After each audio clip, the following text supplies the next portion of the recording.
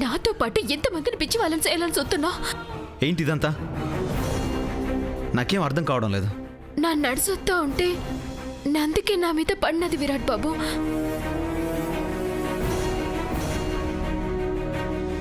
కాగితాలన్నీ కింద పడినాయి. షడా!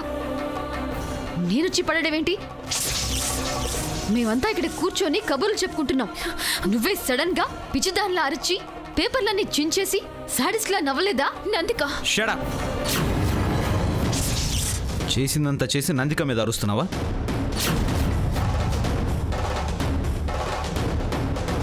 అసలు నీకేం చెప్పాను భూమి? అవి చాలా ముఖ్యమైన పేపర్స్ అని చెప్పానా లేదా?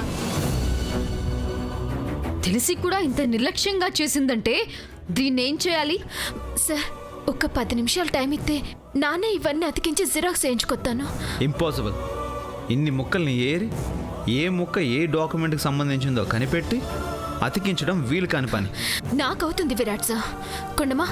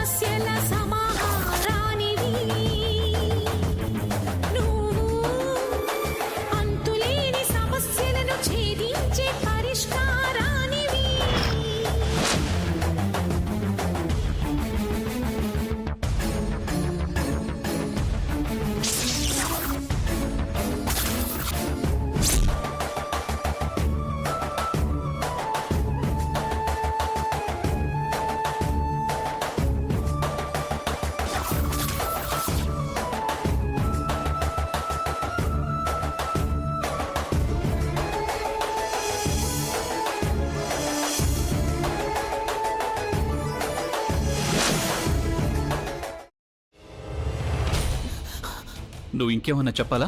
ఇంకేమన్నా అబద్ధం చెప్పాలనుకుంటే చెప్పేయి. నేను చూడాలనుకుంటున్నాను నన్ను మోసం చేయడానికి నువ్వు ఎంత నీచానికి దిగజారగలవు అని. ఎందుకు ఆలియా, ఎందుకు నువ్వు ఇలా చేసావు? నీకు తెలుసు కదా నానమ్మ తర్వాత నీ ఒక్కదానిని కదా నేను పూర్తిగా నమ్మేది.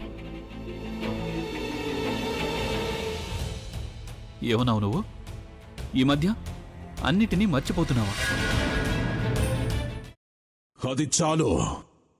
వాటిలో ఉన్న శక్తి విషయాన్ని గ్రహించి మనకు వివరిస్తాయి.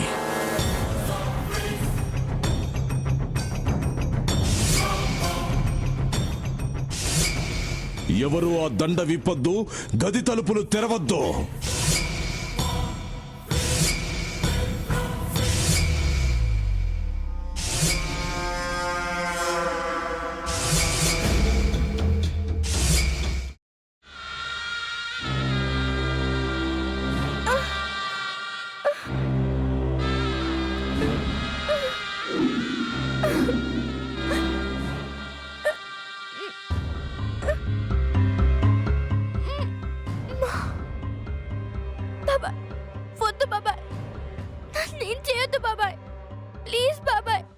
నీకు నిజం తెలిసినప్పుడే నా ఆలోచనలో నువ్వు చచ్చిపోయావు.